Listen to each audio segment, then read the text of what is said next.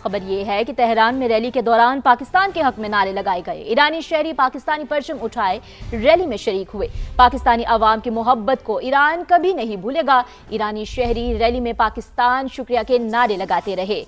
Tehran में rally के दौरान पाकिस्तान के हक में नारे लगाए गए हैं और ईरानी शहरी पाकिस्तानी परचम उठाए रैली में शरीक हुए।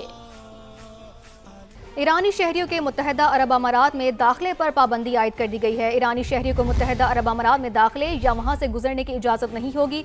फ्लाई दुबई की जानिब से ऐसा कहा गया। गोल्ड वीज़ा रखने वाले ईरानी शहरी इससे मुस्तस्ना है। अमाराती एयरलाइन फ्लाई दुबई की जानिब से ऐसा कहा गया है। ईरानी शहरियों के मुत्तहदा अरब अमारात में दाखिले पर पाबंदी आयद कर दी गई है। ईरानी शहरियों को मुत्तहदा अरब अमारात में दाखिले या वहां से गुजरने की इजाज़त नहीं होगी। गोल्ड वीज़ा रखने वाले ईरानी शहरी इससे मुस्तस्ना होंगे। अमाराती एयरलाइन फ्लाई दुबई की जानिब से ऐसा कहा गया है। अहम खबर है, ईरानी शहरियों के मुत्तहदा अरब अमारात में दाखिले पर पाबंदी आयद कर दी गई है। नायब वज़ीर आज़म और वज़ीर ख़ारजा इसहाक डार के दौरा चीन पर दफ्तर ख़ारजा का एलामिया जारी कर दिया गया। नायब वज़ीर आज़म और वज़ीर ख़ारजा इसहाक डार का चीनी वज़ीर ख़ारजा की दावत पर बीजिंग का दौरा। नायब वज़ीर आज़म इसहाक डार ने बीजिंग में चीनी वज़ीर ख़ारजा से मुलाकात की। एलामिया में कहा गया कि दोनों वज़ीर ख़ारजा की मुलाकात रवायती गर्मजोशी और खैर सगाली से भरपूर रही। इसी हवाले से मज़ीद बात करते हैं टिक्का खानसानी से। जी टिक्का खानसानी, आगाह कीजिएगा। जी बिल्कुल, नायब वज़ीर आज़म और वज़ीर ख़ारजा सेनेटर मोहम्मद इसहाक डार की बीजिंग में वज़ीर ख़ारजा से मुलाकात के हवाले से बाकायदा तौर पे पाकिस्तानी दफ्तर ख़ारजा ने एलामिया जारी कर दिया है। इस एलामिया के मुताबिक नायब वज़ीर आज़म और वज़ीर ख़ारजा की चीनी या मनसब से उनकी दावत पर ये आमद हुई और इसके साथ साथ 31 और 1 अप्रैल 31 मार्च और 1 अप्रैल में बीजिंग में उनका ये सरकारी दौरा था। इसके साथ साथ मुलाकात रवायती गर्मजोशी और खैर सगाली से भरपूर रही। इस्लामी में कहा गया है कि दोनों वज़ीर ख़ारजा ने मगरबी एशिया में इलाकाई पेशरफ्त और दो तरफा ताल्लुकात पर तबादला ख्याल किया। इसहाक डार ने चीनी वज़ीर ख़ारजा को तनाज़ा के खात्मे और मुकालमे की बहाली के लिए पाकिस्तान की कोशिशों से आगाह किया। इलामिया में यह भी कहा गया कि पाकिस्तान, सऊदी अरब, तुर्किया और मिस्र के वज़ीर ख़ारजा की इस्लामाबाद में होने वाली जो मुलाकात है, इजलास है, उस बारे भी आगाह किया गया। चीनी मनसब को दोनों फ़रीक़ैन ने इलाकाई सलामती की बहाली की सूरत हाल के हवाले से भी जायजा लिया और तरक्की पजीर ममालिक पर कशीदगी के संगीन जो समाजी और मुआशी असरात हैं उस पर भी गहरी तशवीश का इजहार किया गया। सही अपडेट्स के लिए आपका बहुत शुक्रिया। दीगर खबरों में बात कर लेते हैं स्टॉक मार्केट के बारे में। पाकिस्तान स्टॉक मार्केट में शानदार रिकवरी। दौरान ट्रेडिंग 5000 से ज्यादा पॉइंट्स की तेजी देखी गई है। मार्केट में 1,49,000 से 1,53,000 पॉइंट्स तक 5 हदें बहाल हो गई हैं। मजीद जानते हैं रिजवान आलम से। रिजवान, बताइएगा, शानदार रिकवरी देखी गई है, क्या वजूहात बताई जा रही हैं? देखिए, खित्ते में अमन की जो कोशिश है उसको लेकर हमने देखा कि कल भी मार्केट में एक अच्छी तेजी की रैली बनी थी। दौरान ट्रेडिंग 3000 से ज्यादा पॉइंट्स का इजाफा होता और आज तो मार्केट में कारोबार का आगाज ही 2500 पॉइंट्स की तेजी के साथ हुआ और एक मौके पर मार्केट 5798 पॉइंट्स तक प्लस होते हुए भी हमने देखी है। मार्केट ने में 1,49,000 से 1,54,000 पॉइंट्स तक 6 हदें जो है मार्केट बहाल कर चुकी है इस वक्त तक। इस वक्त भी मार्केट में जबरदस्त किस्म की तेजी है। मार्केट में सरमायाकारों का एतमाद बहाल होता हुआ हमें नजर आ रहा है खित्ते में अमन की कोशिशों के हवाले से। और इस वक्त 100 इंडेक्स जो है वो 5,751 पॉइंट बढ़कर 1,54,535 पॉइंट पर ट्रेड कर रहा है। तो कहा जा सकता है कि बहुत अच्छी रिकवरी आज मार्केट में देखी जा रही है। जी बिल्कुल, बहुत अच्छी रिकवरी देखी जा रही है मार्केट में। बहुत शुक्रिया आपका रिजवान आलम।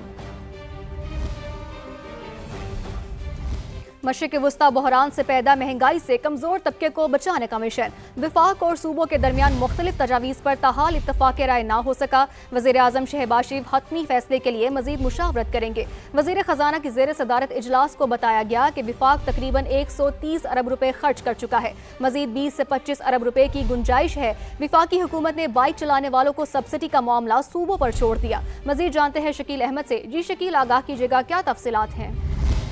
कमजोर और मुतवस्सित तबके को रिलीफ देने के लिए मुख्तलिफ तजावीज़ पर काम तो जारी है। मुशावरत बहुत हो रही है लेकिन अभी तक हतमी फैसला नहीं हुआ। वफाक और सूबे जो हैं वो मैकेनिज्म पर मुत्तफिक अभी तक नहीं है। वज़ीर-ए-आज़म मज़ीद मुशावरत करेंगे इस हवाले से, क्योंकि वफाकी हुकूमत का कहना है कि 130 अरब रुपए की पेट्रोलियम मसनूआत पर अब तक सब्सिडी दे चुके हैं।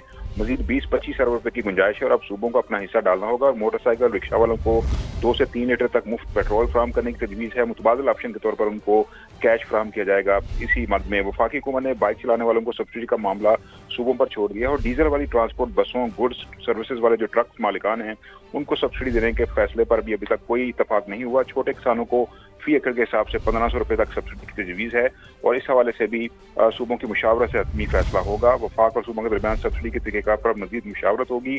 सिंध और पंजाब ने कहा है कि हम अपने तौर पर सब्सिडी देने को तैयार हैं, लेकिन वफाकी हुकूमत जो है वो इस हवाले से एक लायामल तय करे ताकि तमाम सूबे उस पर अमल करें। जी, अपडेट्स के लिए आपका बहुत शुक्रिया। तो नाजरीन, खैबर पख्तूनख्वा में कर्जों का बोझ तेजी से बढ़ने लगा है। सूबाई हुकूमत पर हर माह 5.5 अरब रुपए का नया कर्ज चढ़ने लगा है। सिर्फ 6 माह में कर्ज में 33 अरब 42 करोड़ रुपए का इजाफा देखा गया। मजमूई तौर पर कर्ज 809 अरब रुपए से तजावुज कर गया है।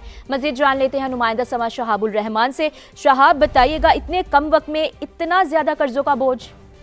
जी देखिए, हर माह औसतन 5.5 अरब रुपए का इस कर्जों में इजाफा हो रहा है। सरकारी दस्तावेजात के मुताबिक गुज़िश्ता 6 माह के दौरान सूबाई कर्जों में 33 अरब 42 करोड़ रुपए का इजाफा हुआ है, जिसके बाद मजमूई तौर पर 809 अरब 74 करोड़ रुपए तक पहुंच गया है, जबकि जून 2025 में ये हजम 776 अरब 32 करोड़ रुपए था। दस्तावेजात के मुताबिक इसी अरसे के दौरान सूबे ने 25 अरब 55 करोड़ रुपए के कर्जे है जो है वो वापस किए हैं, जिसमें 15 अरब 81 करोड़ रुपए असल रकम और 9 अरब 75 करोड़ रुपए सूद की मद में अदा किए गए हैं। इसके बावजूद सूबे ने 45 अरब 9 करोड़ रुपए का नया कर्ज भी हासिल किया है। रिपोर्ट में बताया गया है कि खैबर पख्तूनख्वा में इस वक्त 30 तरक्याती मंसूबे गैर मुल्की कर्जों में जारी है, जबकि 72 मंसूबे मुकम्मल किए जा चुके हैं। गैर मुल्की मालियाती इदारों से में कर्ज मजीद बढ़ रहा है। बहुत शुक्रिया आपका शोहबुल रहमान।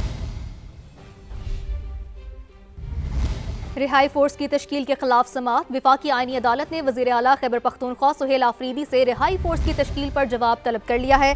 आपको अपडेट करते चले, वफाकी आईनी अदालत रिहाई फोर्स की तश्कील के खिलाफ समाअत हुई है। वज़ीर आला खैबर पख्तूनख्वा सुहेल आफरीदी से रिहाई फोर्स की तश्कील पर जवाब तलब कर लिया गया है।